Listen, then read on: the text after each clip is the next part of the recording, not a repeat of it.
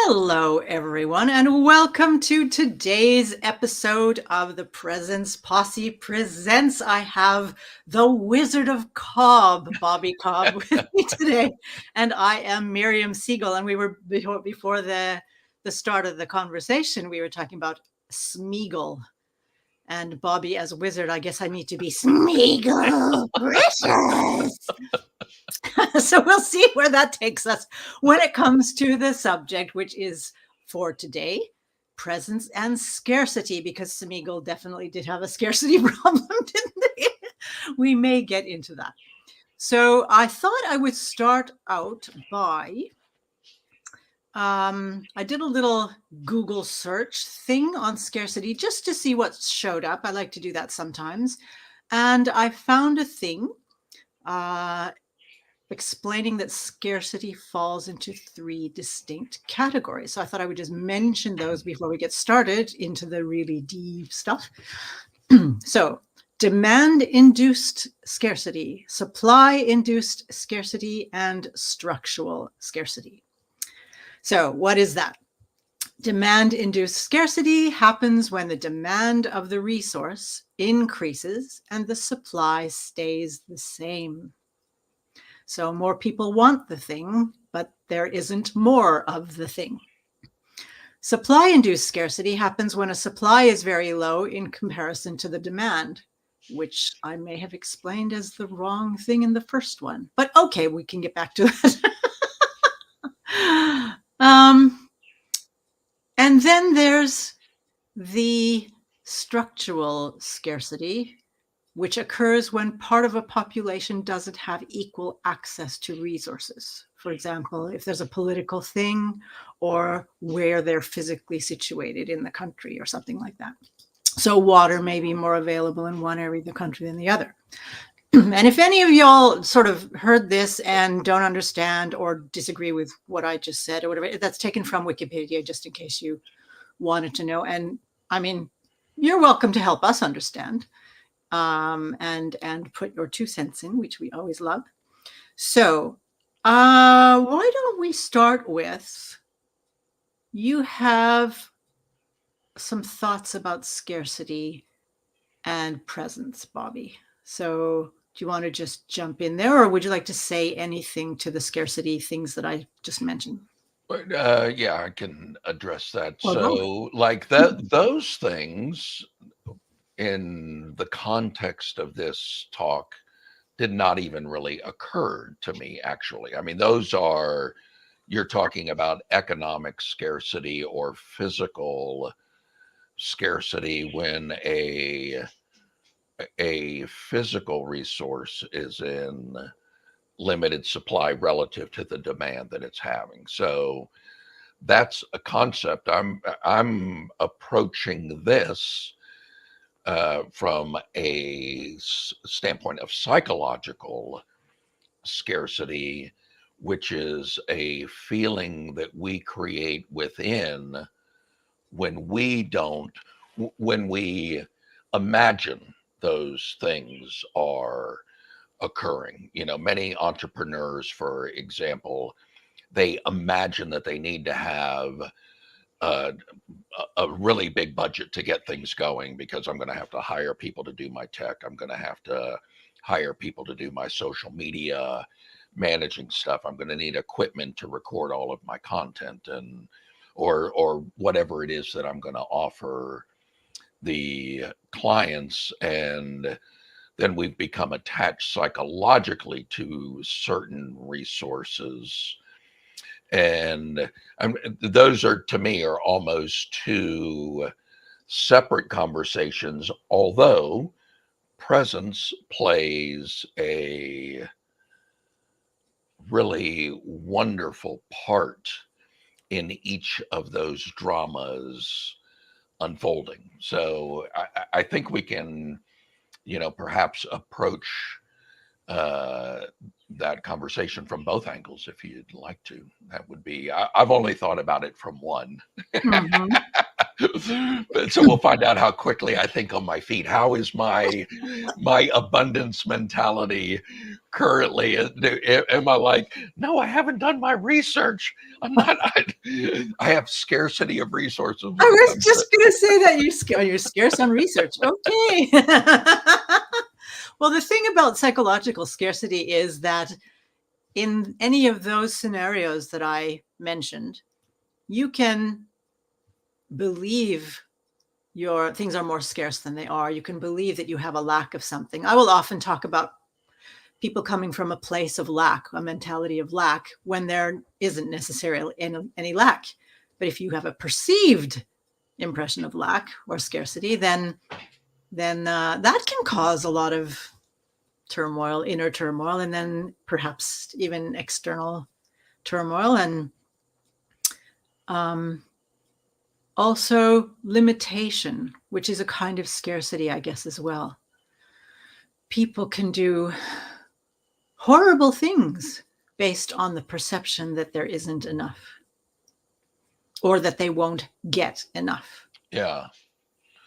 And that, that leads to populations and individuals wanting and needing to hoard things because there's a imagined scenario during which they may have to deplete this entire store of stuff that they've got to go on and on forever. And so it is that's a good first like in the decision tree to see, is it actually a scarcity of physical resources? And one of the things that you see now is in this push toward electric vehicles, we need batteries to power those electric vehicles, and to get a lot of the minerals that we need to build the batteries.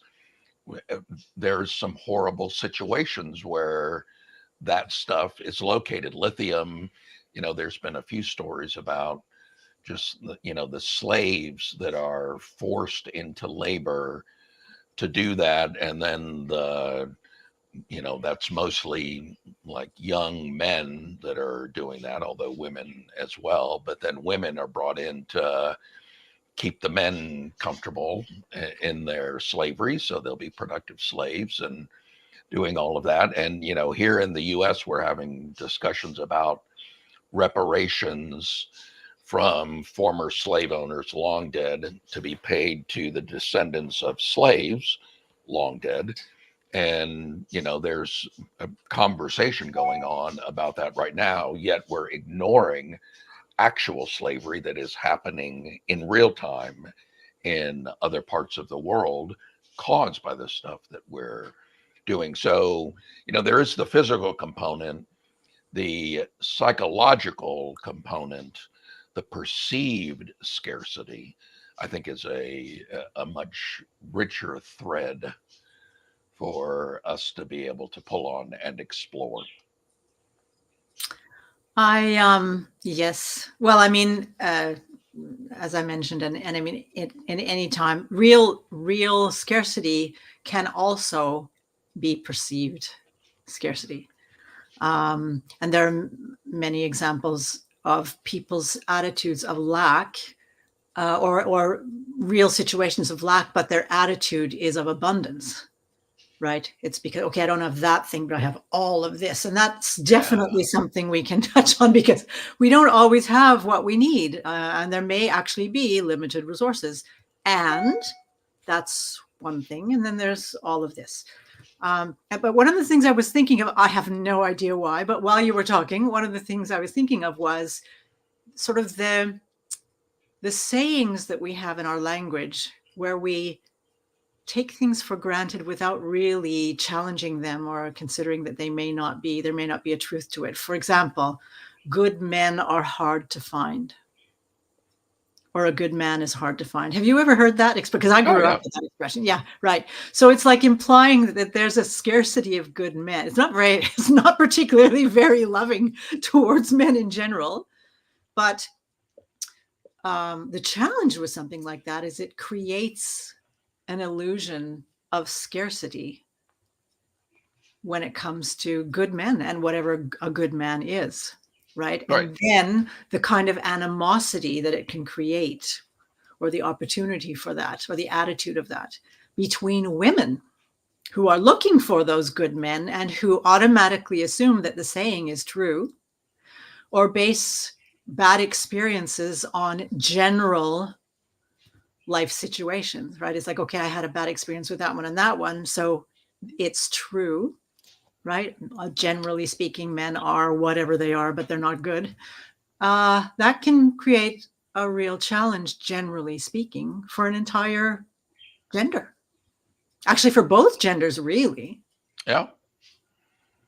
But is that I mean, what you're describing there is a perfect example of the hypnosis of social conditioning, Mm. where there is just a mantra that we, or an axiom that we adopt that makes some sense, and some people will hear that and they'll go, wow, that really just, that summarizes my experience because I'm living that. And so as you start to pull that apart, like the first question that comes up is, where are you looking?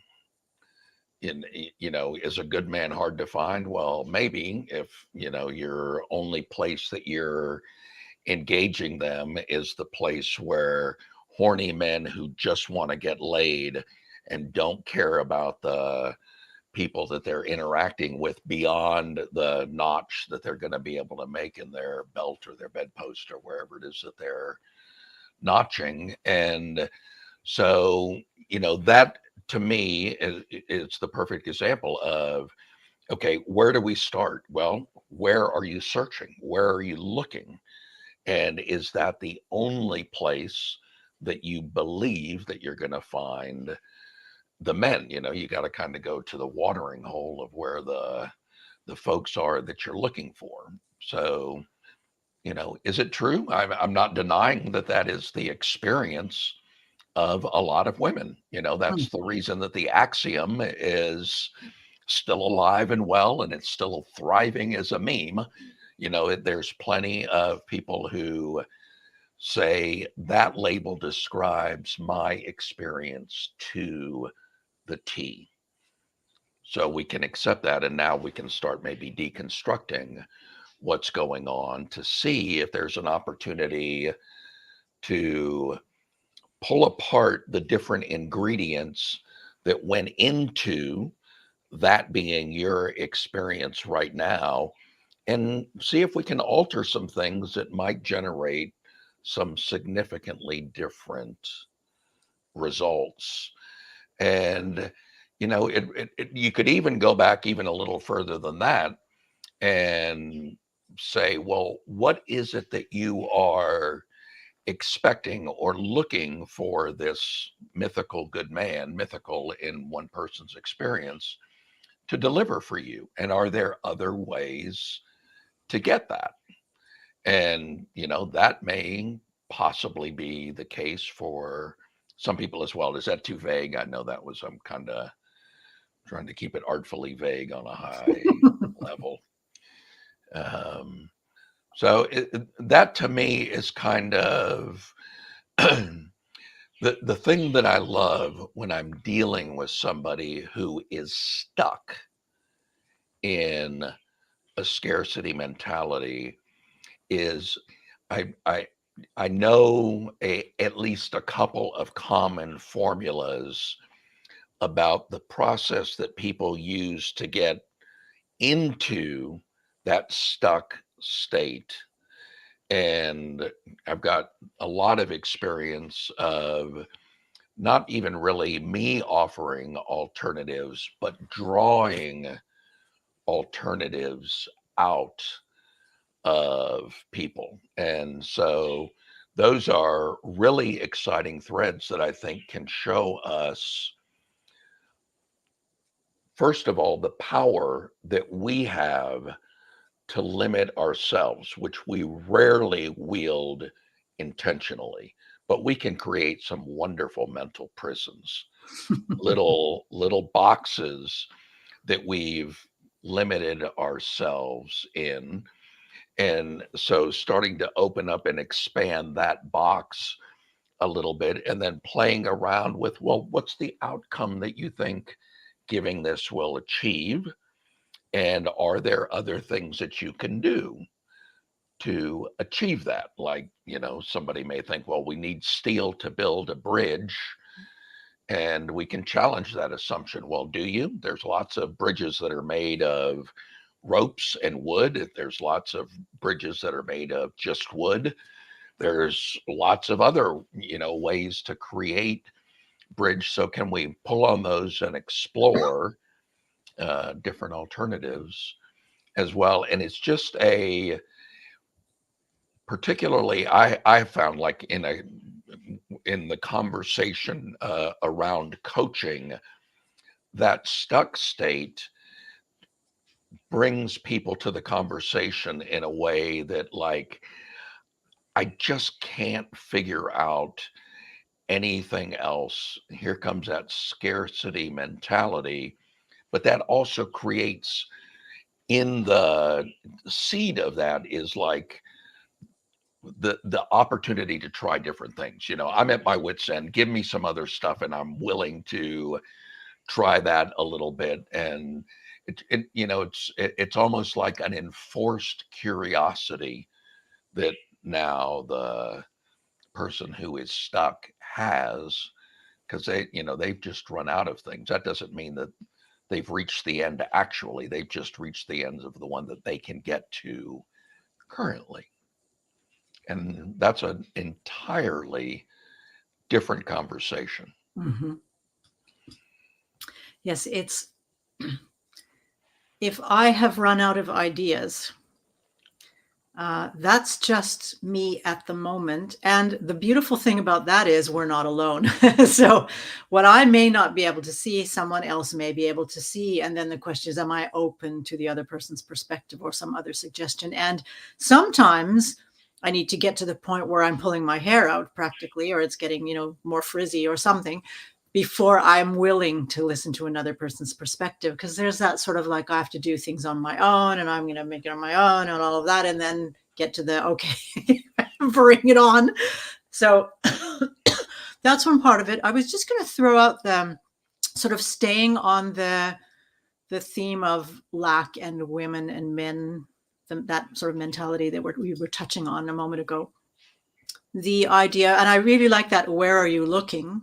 Because that is something, if I go to a bar, it's expecting to find my dream man, and the people that generally hang around the bar are drunk. And their money that they make in their jobs, if they have a job, goes to drinking a lot, or maybe gambling, right? Then my idea of a good man might be quite different than something else. Or my idea of a good man can certainly be something, but do I think I deserve it? Do I think I can ever? It's like, yeah, but I'll never find a guy like that, or a guy like that would never be with me. So I'll go to the bar, or I don't think I have very many options, or I don't think I've any options. So I'll go to this place and I'll find a guy there, and I just have to live with it. Or I have to live with the one my parents picked for me, or whatever. I mean, there are, and not to judge it. It's just sort of that idea of the limiting beliefs that we have and the limiting situations that we put ourselves in, often based on those beliefs. And then not realizing that it's not the world that's limiting us. It's ourselves. And that's during the presence journey of getting more and more in touch with what's going on in here, and getting quiet and quieting all of this noise and whatever wars are going on in there. It's like, what is actually going on? Oh, I'm actually doing this to myself. That is such a beautiful moment when you witness that in somebody. I mean, that it's almost like the mother of aha moments, when they're just like, oh, I'm the problem here. Yeah. And that's not really true either, but it's such a more open realization that people will come to when they realize. And now there's just like with that realization, there's such a sense of freedom that, I'm not limited to this. There's lots of ways to really crack that. And I love that interaction with people, because it's, part of it is when we are like a common formula that I see, at least with the people that I work with, uh, tend to be very high achievers, tend to be very goal oriented, tend to be very good at hitting those goals, and they do have that mentality that you kind of alluded to earlier. If it is to be, it is up to me. And many of them see asking for any type of help at all as a weakness. It's like, which is an individual scarcity, yes, right? It's like, yeah, okay, then there's lacking something in me. Yeah. yeah, yeah. And yeah, it's part of that whole mentality. And they will see an avenue to do something and start to pursue it. And they're very conditioned. One of the things that dogged um, persistence and unstoppability is both a wonderful asset and a debilitating limiting belief, depending on, is it serving you in the moment or is it not? And there is a time, many people have had the experience of giving up just when they were about to hit the goal. And then, somebody else has been watching them and followed them for the first 17 steps of the process. And then they were like 3 steps away from the goal. And they're like, screw it. I've been doing this and it's just too much of a headache. And somebody that's following behind them go, really? It's right there. We just do this, this, this. And the person's like, nah. And then the other one goes in and does it. And the person's pulling their head. Oh God, why did I quit? I'm such a quitter. And that Yeah. reinforces that dogged belief.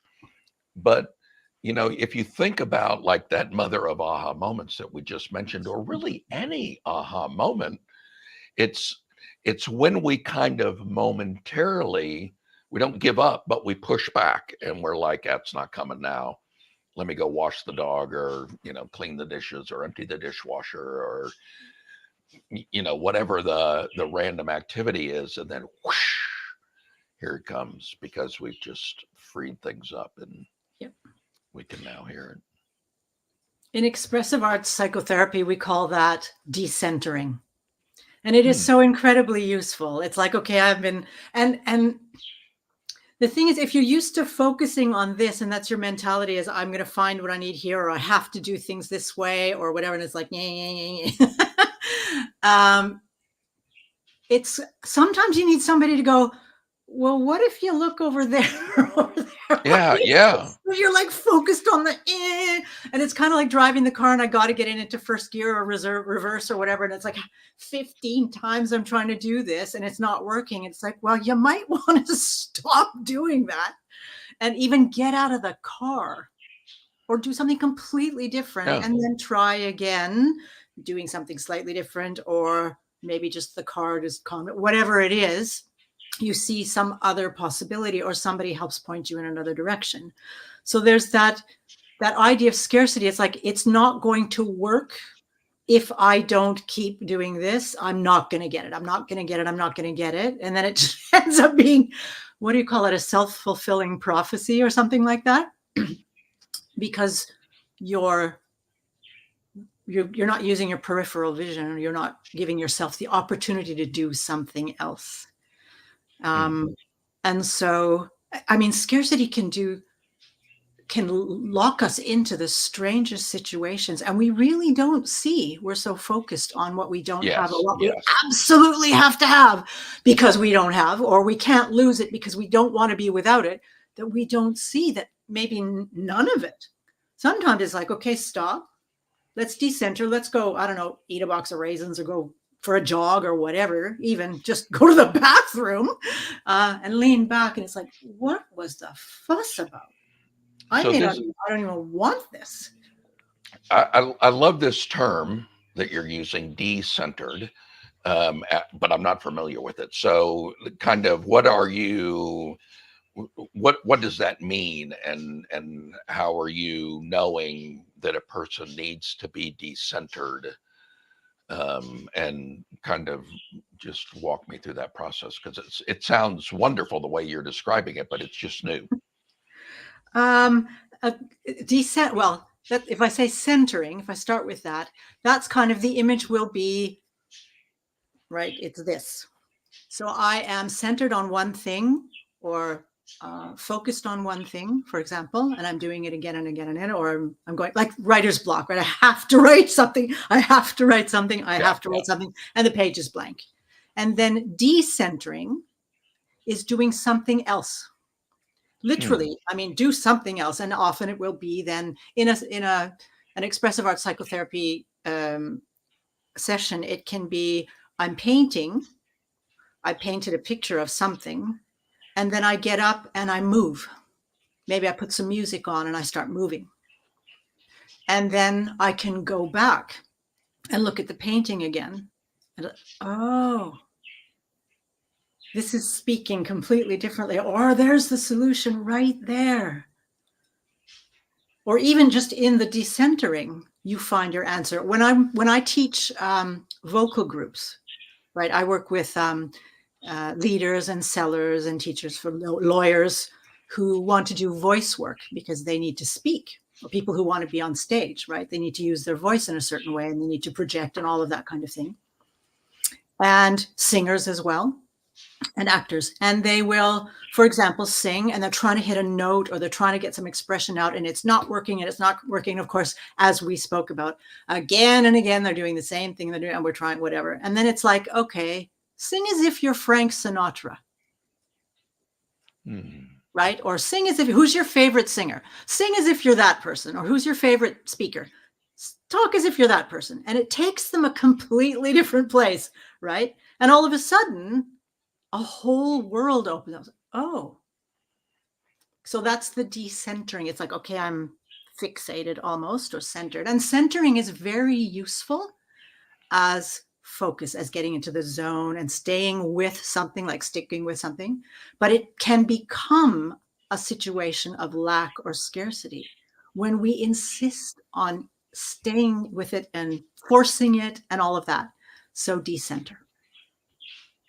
Does that make sense now? Oh, totally. Yes. And I sort of had an idea that was kind of where, yeah, it makes total and complete sense.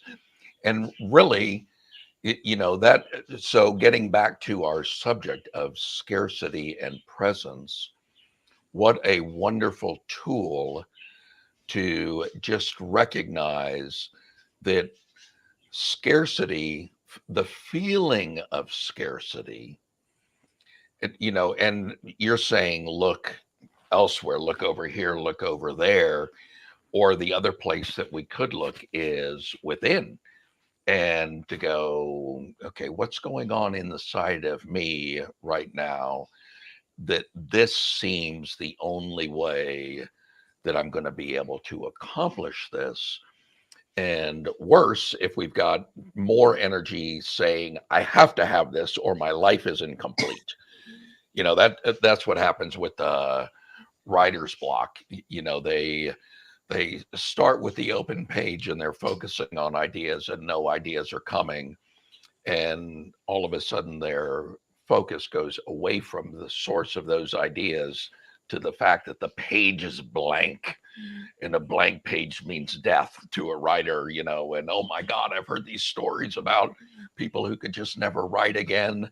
And, all of a sudden we're off in it becomes a survival thing. Yeah. A catastrophe. And it's all like, you talk about time travel, right? It's like, okay, I know about all these horror stories, or something has happened in my past or whatever. And then it's like, I'm gonna die. which Yeah. defeats the projection. And it's like, you cannot possibly know that.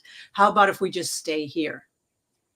And I like to sort of play sometimes with, like when you talk about going in, and that is a general presence practice, to decenter by centering. I'm just playing with words now, right? Because a lot of times this sort of idea of survival is, well, you get sort of focused on survival and all of this, but you're sort of decentered in a completely different way, like dissociated. It's like you're not really noticing what is actually going on right here. You're everywhere and it's all chaos. And that is kind of an opposite decentering, right? So then it's getting back to center. We talk about centering ourselves, for example, or stabilizing ourselves. Is like, okay, what's one thing you notice in your body? Or if the body is actually feels like a source of chaos, right? This is so uncomfortable. I don't even want to be in here. Then it's like, okay, how many lamps are in the room? And I do this often. I either get people to go, I'll say, repeat after me. Well, let's play this, Bobby, you and I. Okay. For a moment, okay? 1. Just repeat after me. Okay. 1, 2, 2, 3, 3, 55, 55, 738, 738, 4, 4, 21, 21. 9,000. Did you notice what's happening? Well, immediately, like at some point along the way, my mind, the little inner critic said, you're going to be expected to remember these later. And you're not going to be able to recall them. This is a trick. Yeah. That is like, okay, you know, this is too easy, but there's got to be a trick here. Where is it going? So my mind is just like, boom, boom, not centered and not focused, which may be a good thing. Yeah, maybe a good thing, depending on where this is actually going. But that's where I went. Well, we started from a generally quiet, calm place, but generally, I absolutely love where that went. Generally speaking, when somebody's like, and their mind is going everywhere, and I get them to repeat like that. If I had just said 1, 2, 3, 4, they know what's coming, so they can still be chaotic and repeat after me. But when they don't know what's coming, when it's not in any particular order, they forget about the chaos and they start going, okay, I've got to pay attention to what she's saying. And then they're fine. And then I can ask, do you notice what's not happening right now? Do you notice what or how you feel right now? It's like, where did the fear go, right? Because inevitably for most people, they'll calm down and they'll come back into their center because they're paying attention to what's happening right now. And all of the chaos, all of that fear of lack, scarcity, that I'm not going to get what I need. I'm not going to get what I need. It's going to go wrong. It's all not going to work, whatever, goes away. All I need to do is listen to what she said and then say it back. And I can do that. So that's one of the ways I use to have people do like an opposite centering or decentering. Something that is very concrete, because when it's like, okay, notice how many lamps are in the room. Okay, 2, 3, whatever. It's like, okay, that's what's really happening. Yeah. There are 3 lamps in the room. They'll go, do you notice you're not terrified right now? Do you notice you're not chaotic right now? Do you notice you're not dying right now? Yeah. Right. So there are ways of playing with the centering, decentering that can be really, really useful for that kind of, well, any kind of mindset that takes you into chaos or lack or life-threatening, because life-threatening is lack. It's scarcity. It's like, my life is in danger. I'm losing my life. I'm losing what I need. I don't have what I need. And that can be even, I don't have the wherewithal. I don't have the mental resources right now. I don't have the physical strength, or at least my impression is that. And right? and the more you notice this being a therapist, the more that a coach or therapist adds those condition words to it, so you're beginning to notice that you've got a feeling arising that you don't have access to all of the resources that you're going to need. And as we start adding on to that, it just creates softness around the mental bars that they've created that make them feel like they're in jail and on death row and I'm going to die. And we can just start playing with all of that. And The operative word being playing. Yeah, the Yeah. operative word being playing, indeed. And as a not only a coach that works with this kind of stuff, but as a practitioner of it, we both are.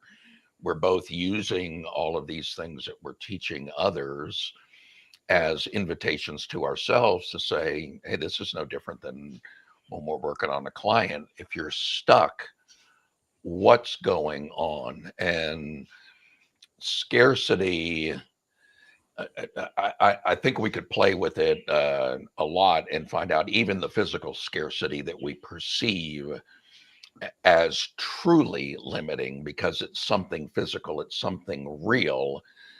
It's the same thing. It's a degree of resourcefulness. And so if we were to say, so based on your current level of resourcefulness, you don't see any other alternatives. And the client says, that's right, there are none. And well, do you want to play around with that and just see? And if they're at their wits' end, their tendency to go, sure, what do you got? And then boom, you start to go 1, 2, 3, 557. And I'm like, boom, boom, boom. Okay, where's this going? And I'm distracted. So that little exercise, I imagine, is encouraging the state that the aha moment happens in, but you're kind of like forcing somebody into that state. Or not forcing, that's a bad word, but An invitation. you're inviting somebody into that state where that insight can occur. And that's something that very often is there's times that I reach out to other people. I've reached out to you and other members of the posse. I've got hypnotist friends that I'll reach out to in certain circumstances. And sometimes it's just all it takes is me saying it out loud to somebody else, and I can hear my own language going, oh, no, okay, I got it, never mind. But other times I need to go through an exercise like that, and we all do. And I think the beauty of it is to be able to, I use the analogies of rumble strips on the highway of life. When we hear those rumble strips, that's an opportunity to go, okay, what's going on here? And just beginning to unpack everything that is in the recipe of the emotional cocktail that you've created for yourself, because all of that can be changed. We can add or subtract. Once we bring it into awareness, we've got such flexibility and such resilience and such resourcefulness. However, that sometimes gets constricted. It's like awareness. Carla, the girl that I live with, my partner, Oh. likes to play a little game with me when I'm sitting here working, because I can get into some rather intense states of concentration from time to time. And she can pick up on those. It's like she can sense from the other room, oh, he's lost in his work. And she'll come in now, and we've started playing a little game. She'll come in and just barely touch a hair on the back of my head, and it sends off this weird little tickle that feels good and is kind of startling. But and she's like a ninja, I'm like, how did you do that? So now we play a game that I try to see when she's coming in, and she tries to see if she can sneak it in on me. And there's sometimes I get so wrapped up in that I'll just have a funny little twinge. And I'm like, oh, you got me, you got me. And I'll turn around and there's nobody there. So she really got me on like a meta level. And, you know, I love attention. And I love when we are in the zone, when we're in flow, and really when we're living mindfully, we are so absorbed in the moment that it's like all encompassing. And, you know, that kind of is the nature of these awe-inspiring moments that we have. And it's just like our awareness and our attention are full of what's going on in the moment. But in order to like plan out the rest of your day, you need to mentally time travel and think, okay, well, I'm going out with some friends, so I'm going to need to have time to build a shower later, need to make sure that there's gas in the car, need to make sure where I'm going. And, you know, we need to be able to time travel and to plan those things out. So it's just helpful. I love the idea from NLP. You know, they teach practitioners early in the training as you're learning to use NLP in your own life.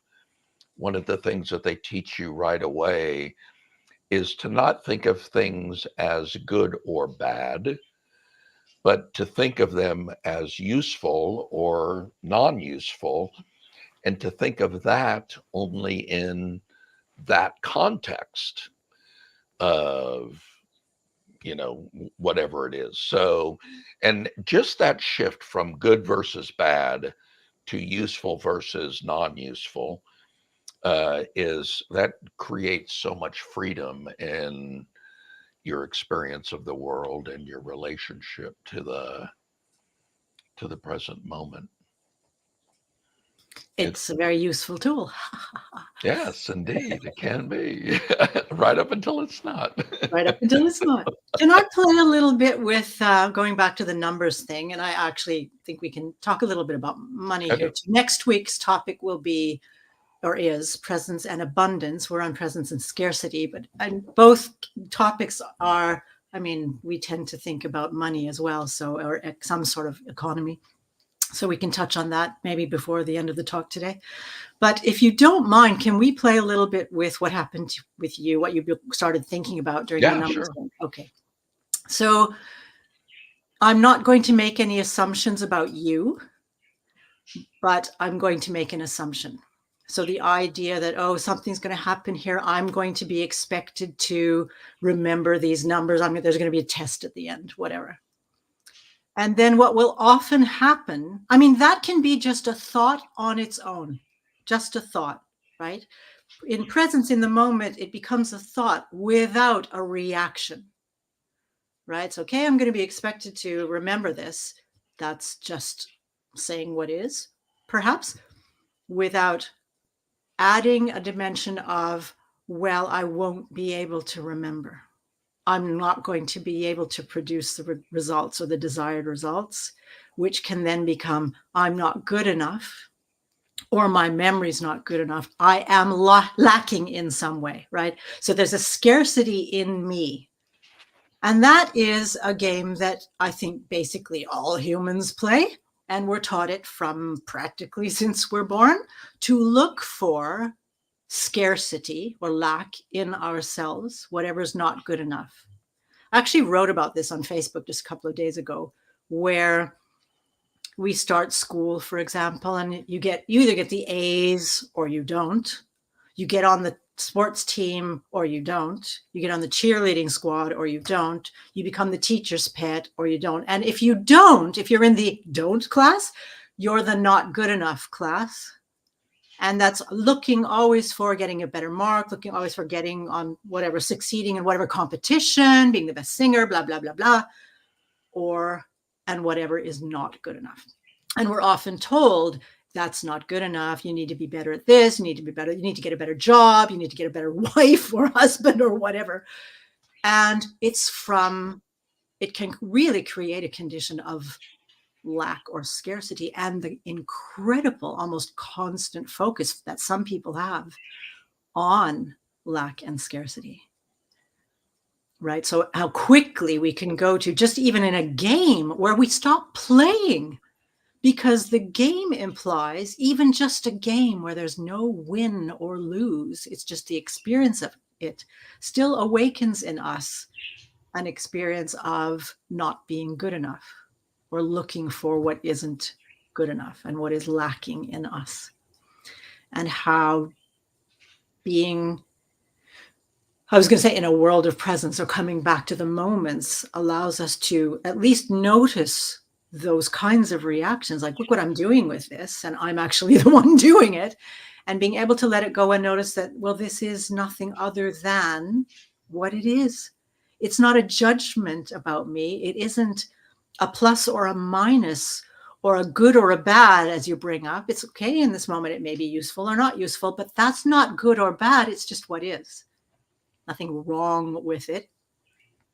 And that's a useful thing to be able to notice, that I'm coming from a place of scarcity when I view myself. And can I let that go? Maybe even one bit at a time, one cell at a time, one thought at a time. But this idea of, I am lacking as a human being. I'm not good enough. Yeah. It's Yeah. just an idea. It's a scenario, but it's not real. If I'm not getting the A's like another person, it might mean that that particular subject, or that particular day, or whatever, or that's not my strong suit, but over here I'm getting A's. And if I'm only focusing on that, back to the centering, I don't notice that, okay, we might not even have uncovered or discovered what my A game is. If I need an A game, I'm so focused on that, I don't see the rest of it. So I just wanted to sort of play with that, since it seemed to me you opened up a possibility of going into that by playing the game with me and sharing, which I honor you for, your experience of what was coming up in you. So thank you. Want to talk about money? Or do you want to say something about that, what I just talked about? Or both? Yeah.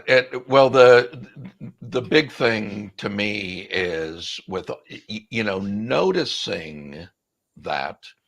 And like when I teach hypnosis classes, I learned from my mentor in teaching classes was a guy named Igor Ledahovsky, and he's kind of like a Mr. Miyagi method of teaching hypnosis. He'll teach you exercises, and I follow his method now when I teach. So we are teaching exercises that are the building blocks to greater skills, but rather than tell, here's the greater skill that we're shooting for, Igor somewhere along the way learned that it's much more effective to just focus on that skill, just like Mr. Miyagi in the, paint the fence and wax on, wax off.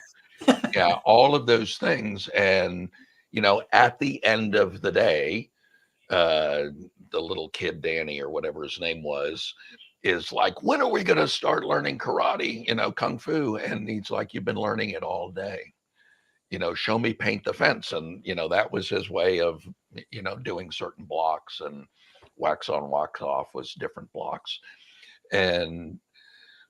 But our embedded need to be good, and the little scars that we have accepted along the way of not being good enough in math or handwriting or kickball or whatever the thing has to do, that's what triggered in me, like, the moment that it didn't become ritualistic, 1, 2, 3, 4, 5, we weren't just counting numbers, that we changed. There's a part of me, and this is conditioning that is in me, that I need to be good at everything that I do, and I need to be good at it fast. And in many cases, I've excelled at things right away. And those are the things that I tend to glom onto. Whereas if it's something that I wasn't innately good at and I couldn't shine immediately, one of the things that just happened as a result of that conditioning in me was like, I don't do that, Yeah. no, because I'm not amazing at doing that. And because of the crazy way I'm wired, I've got to be amazing at everything that I can do. And I mean, literally, I'm 65 on my next birthday. And within the last year, I've just started to paint and I've just started to drum. And I found out that while those are not things that, neither one of those are things that I'm innately good at, there is a thrill in that, I can, it's weird. I can see things differently and hear things a little bit differently, because now at 64 years old, I've finally given myself permission to struggle a little bit in the early stages of the learning process. And in my mind, that's going to be okay now. But for 64 years, or probably 60 years of my life, that was never okay. Yeah. And, I had to be, among the best, at least in my circle, or, within striking distance of being the best right away, or forget it. Yeah. And there's a lot of stuff that I haven't done because of that. Yeah. Yeah. And I would imagine that many of us, maybe all of us, are like that. I definitely recognize that in myself as well. And I think, I mean, again, it can come from a sort of this idea of there's not enough love to go around. There's not enough attention to go around. So if I'm not the star, nobody's going to pay attention to me. I'm not going to get what I need. Again, it becomes a scarcity thing. It may not, but that could be a part of it. Or I won't get whatever. There's a scarcity sort of embedded in that somehow. But along the lines of there's not enough whatever it is to go around, money is very often put into that space. There's not enough, which money, generally speaking, will often trigger this idea of safety for a lot of people. It'll be, I mean, and it can be in a form of prestige.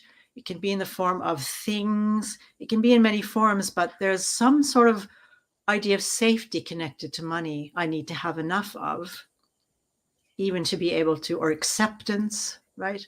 One way of looking at myself, or that other people look at me. Where there's a lack of safety is scarce, money is scarce.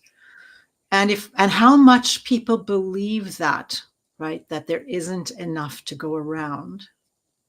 So I either have to steal it, or lie about it, or something, or get way too much of it, too much in the sense that I didn't really need all of that. Yeah. It's never enough. So then it becomes more and more and more and more. It becomes kind of an obsession in a way, where there's an underlying pressure that comes from a scarcity mentality. Do you want to say anything about that? Yeah.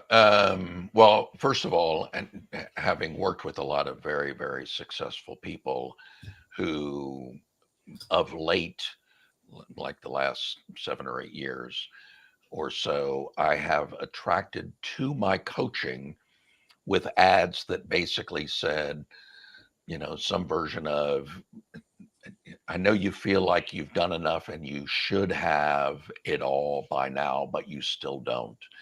Or you've got a giant pile of money and thought it could buy you happiness, but now you've learned that it cannot.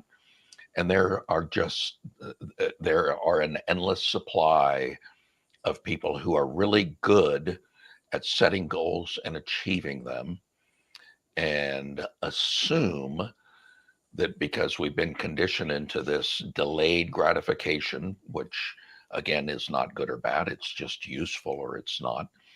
But we've been conditioned to believe that once we get to the top of something, then it's going to be blue skies and sunshine. And that's just not the way that it is. And anybody can think of somebody in their circle of influence.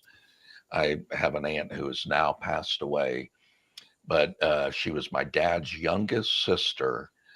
And she was an elementary school teacher, retired from the school system, never had, a ton of money, but never wanted for anything. She had everything that she wanted.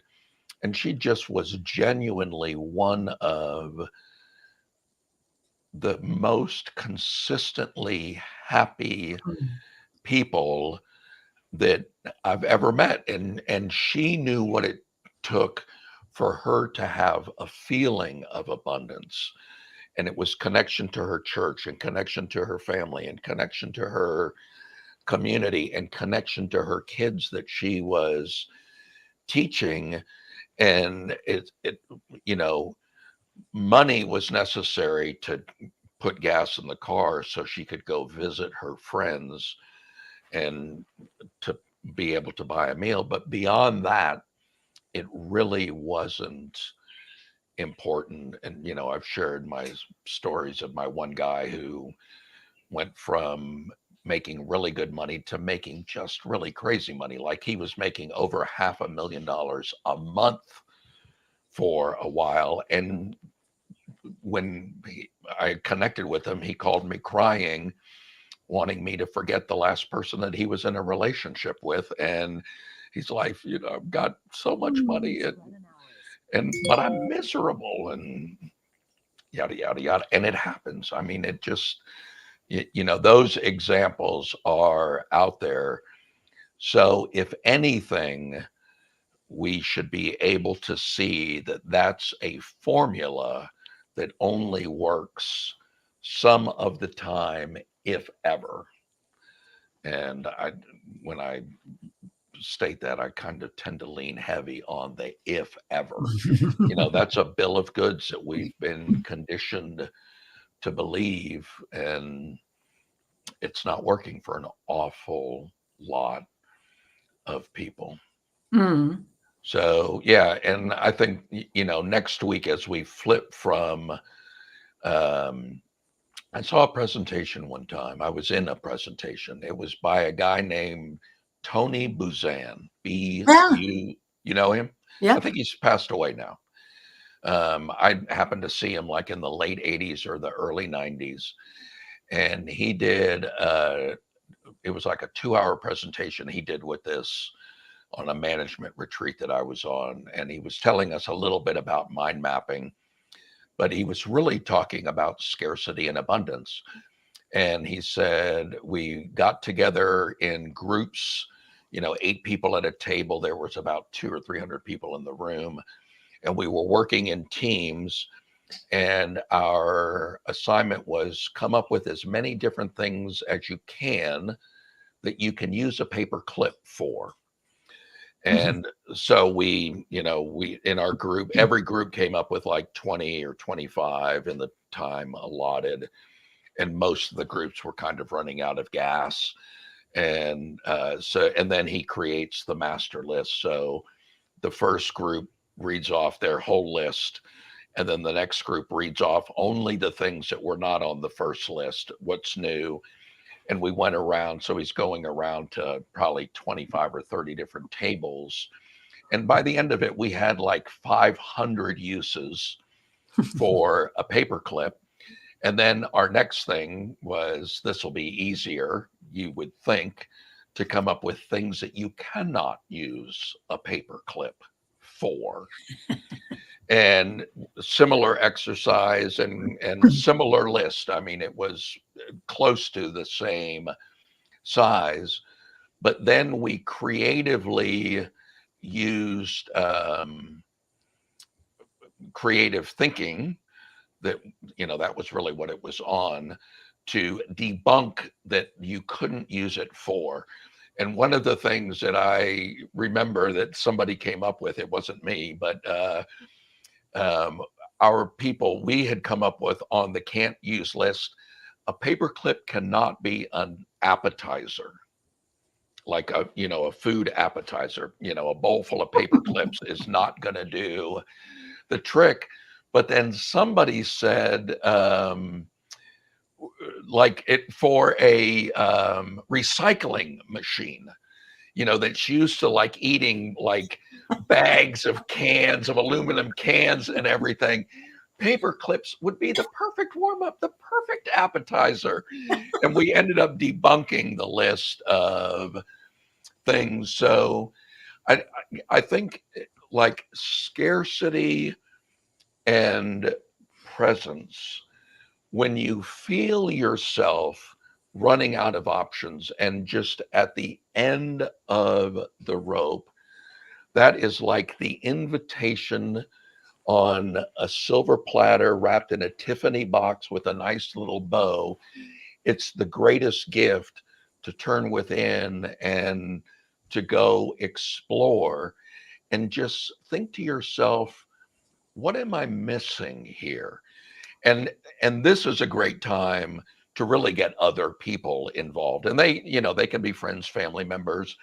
You can benefit from people that don't have any experience in what you're doing, because they're not limited to the same box that you've limited yourself in. And it's just a wonderful opportunity for self-exploration, self-inquiry, to just go within and ask yourself, what am I missing? And people who follow my postings on Facebook and other places that I write, they know I write a lot that life only ever folds away divinely. And is that true? No, it's probably not. And I remember when I was diagnosed with cancer, I had been printing that a lot, and I had a couple of people who called me on it. They were really serving to test me. And I don't know if that had been their intention to expand my horizons, but whatever. I mean, that's what it ended up doing. And they would say, how is your journey with divine cancer going? And there was a time that question really annoyed and angered me. And then as time passed, I began to see the gifts that I received that deepened my journey and my experience that I would not have gotten had I not gotten that diagnosis. And, now I'm 2 years out from the surgery that had the tumor removed, and I'm still here, and I still get to keep all of the lessons that I learned. So, it's just, it is like the mother of all pattern interrupts, which often leads to the mother of all aha moments. Yes. Thank you. That was wonderful. I'm going to do, we're on over the hour. I'm going to just add really quickly, because from my perspective, from my experience, you touched upon these successful people that have what would look like all the trappings of a perfect life, and they may feel miserable. And sometimes we need our own experience. We need to have the experience to know and to be able to find back to what is really the core of who we are. Or I'm generalizing. I'll say that's my experience, because I mentioned this in the talk last week with Danielle. I have a lot of diamonds, and I have my Louis Vuitton, and I have my Chanel, and I have all of these things. And I went through a period, and there are a lot of things I don't have. I went through a period of noticing when I went to events or when I walked into certain shops or when I was around certain people, they would react differently to me when they saw that I had these things. And I paid attention to that and felt into that, but I also noticed what it was doing with me. And I would deliberately, for example, grab one of those things or make sure I had my makeup on and my perfect outfit, whatever, to go to these places in some way, maybe looking for acceptance or approval or safety, all of that sort of, because really that's an expression of there's something lacking in me if I need to have outer recognition in that way. But I needed that experience. And what I noticed in myself was personally, I didn't care whether I had diamonds or Chanel or whatever it was. It was how I felt and how I was in the world and how present I was. I could enjoy the smell of a leather bag that cost $50. It didn't matter. Or I could enjoy the feel of a bag that was $1,000, whatever, right? It was my experience of it and my being with it that was the thing for me. And I stopped wearing makeup. I stopped trying to make my hair look perfect. I stopped just trying to look perfect and have all of the outer trappings because I realized that it wasn't who I was. And I lost a ton of friends because I didn't, yeah, right, play the part. I didn't look the part or play the part anymore. And what it did was it allowed me to feel or be more at home with myself, not fool myself, not experience myself as not enough unless I had those outer things. And to be free, to be me, no matter what, and Yeah. allow it to be other people's responsibility. I don't want to say problem, but other people's responsibility. And the beautiful thing is, I mean, it can be really scary to do something like that for a lot of people. They would hesitate to do that. What I did experience that was amazing, because it didn't always feel safe, was that the people who started coming into my life, I did lose people, but people started coming into my life that were amazing human beings and who didn't need these outer trappings to accept me and be with me and all of that. They were fine the way they were, and I was fine the way I was, and we could just be together. And it's beautiful. And all of the abundance, it was amazing. More things started coming into my life, which was very interesting because I didn't need them. So they could just flow. And it didn't matter. It just didn't matter. So my life ended up and is much more joyful because I'm not hung up on all of that. I don't feel the scarcity of it when I don't have it. Because it's not always perfect. It's not always good as far as the outer world would consider. But for me, and I mean, I've been through my share of hell, to put it that way. And it's not about that stuff. So I just wanted to share that because it is possible to need to go through that particular experience of having a lot, like having the money and having the trappings before you understand and experience that that's not it. It doesn't give me what I thought I wanted or what I may want, but it's in a different form. So that's why I shared that. So some people that are hearing that might not because of the way that you said it, because I think you phrased it very elegantly, but they will hear that as like a call to shed all those, the diamonds and the purses and the hot cars and the, Still all got of 'em. that. Yeah. Yeah. And that doesn't need to be, what you did was go inside and feel that you don't need them, which in a way will make you appreciate what you have a little bit more. and it's kind of like, in the non-duality world, it's very non-technique oriented. And I have non-dual teachers that I know that when I'm talking about a new spring into mindfulness class that I'm doing, or I'm doing one on intuitive meditation um, this spring.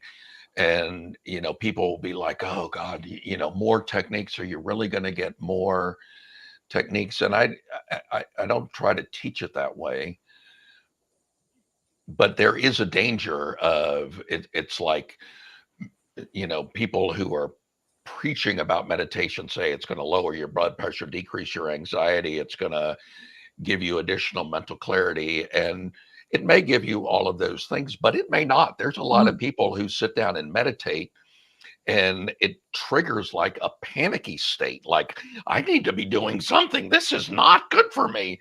Yeah. And so there's other ways that you can do other things. So, I just, not that, I mean, you said it very well, but sometimes things that we describe on our own personal journey sound like prescriptions that we're saying other people need to follow. Mm. And, we're all in different places and we're all on different paths. And really, what the Presence Posse is always suggesting is getting in touch with your inner wisdom. And, going back to the conversation about it's tough to find a good man. Where have you been conditioned to look for those good men? And is that where the good men, however you define that, is that where they're hanging out? Yeah. Yeah. Yeah. So Thank you. Yeah, because thank it's you. not about it's not doing or not doing. It's you may need that experience. It doesn't mean you will need that experience. And it's not about the having and not having. It's about the attachment to it and the psychological idea of scarcity or not good enough or whatever, and then trying to compensate for that. And we all have different strategies for that. So that's And, at and least, sorry. I just want to end. You can certainly finish your thought, but I have a little story that I'd like to kind of end with. Okay. Um, I used to work with a young lady who was like, if you pull forward the uh, mental image of what a trophy wife would look like, that was this girl. I mean, she was beautiful, she was smart, she was confident, she was like everything that you just pull feminine positivity into one package. And this girl was the embodiment of that. And she was dating like celebrities, and she dated a kind of a rock star, relatively famous rock star, and and just beautiful men. I mean, and the men were like, the beautiful men were all clamoring to have her on her arm. And then as she got a little older and got close to settling down, the men that she was interested in changed dramatically. And she started to date this one guy that we worked with who we all knew. And he was a nerd and he wasn't cool at all. And we would say, what are you doing with this guy? He's such a nerd. And she says, yes, he is, but he's my nerd.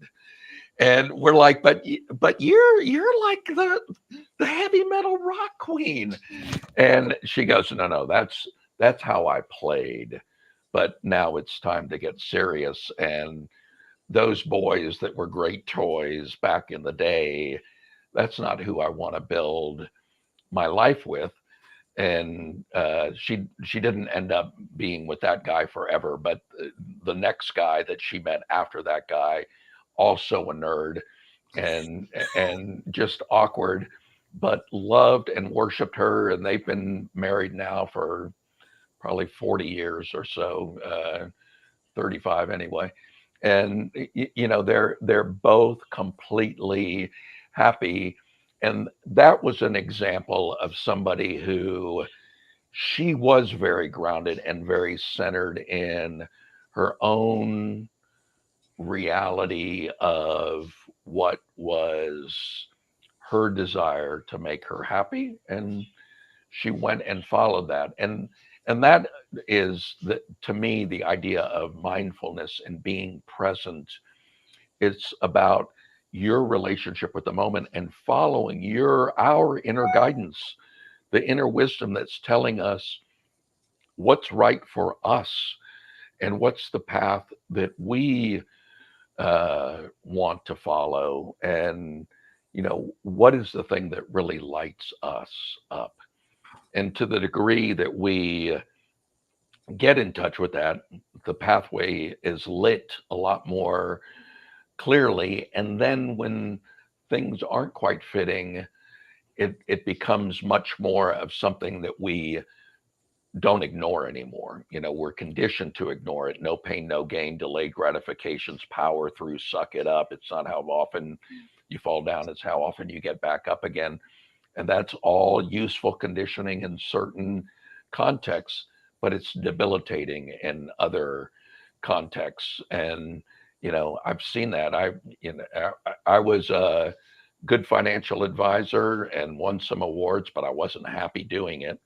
And then I became managers of other financial advisors, and that was better. And I was good at it, but it wasn't like totally fulfilling.